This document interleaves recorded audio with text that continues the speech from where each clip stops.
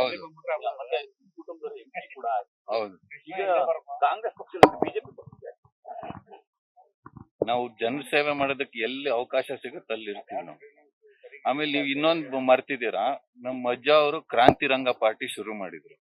ಕಾಂಗ್ರೆಸ್ ನಂತರ ಅವರು opposition leader ಕೂಡ ಆಗಿದ್ರು. ಅದು ನಿಮ್ಗೆಲ್ರಿಗೂ ಗೊತ್ತಿರುವಂತ ವಿಚಾರ.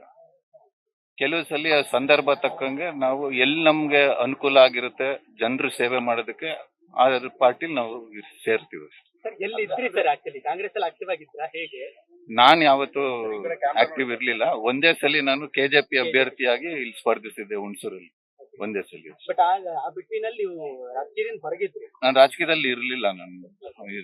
ಈಗ ಬಿಜೆಪಿ ಆಯ್ಕೆ ಮಾಡ್ಕೊಳಕ್ಕೆ ಏನ್ ಕಾರಣ?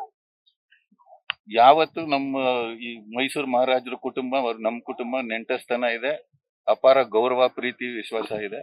ಅವ್ರು ಎಲ್ಲಿರ್ತಾರೋ ನಾವು ಅವ್ರಿಗೆ ಯಾವತ್ತು ನಮ್ಮ ಸಪೋರ್ಟ್ ಇದ್ದೇ ಇರುತ್ತೆ. ಎರಡೂನು. ಈಗ ಮೋದಿ ಅವರ ನೇತೃತ್ವದಲ್ಲಿ ಬಿಜೆಪಿ ಪಕ್ಷ ಹಲವಾರು ಒಳ್ಳೆ ಕೆಲಸ ಮಾಡ್ತಾ ಇದೆ ನಮ್ಮ ಸಮಾಜಕ್ಕೆ. ಅದರಿಂದ ನಾನು ಅವ್ರಿಗೆ ಬೆಂಬಲ ಕೊಡ್ತಾ ಇದ್ದೀನಿ. ನೇರವಾಗಿ ಬಿಜೆಪಿನೋ JDS ಆ ಕನ್ಫ್ಯೂಷನ್ ಇದ್ದಿರಬಹುದು. ಇಲ್ಲ, ಈಗ ಸೇರ್ಪಡೆ ಆಗಿರೋದ್ರಿಂದ ನಾವೆಲ್ಲ ಒಂದೇ ಮೈತ್ರಿ ಅಭ್ಯರ್ಥಿ. ಜೊತೆಗೆ ನಮ್ ಕಲ್ಲಳ್ಳಿ ಗ್ರಾಮದ ಇವ್ರ ಮುತ್ತಜ್ಜನು ಅದೇ ಮೂಲ. ನಾವು ಒಂದೇ ಕುಟುಂಬದವರು.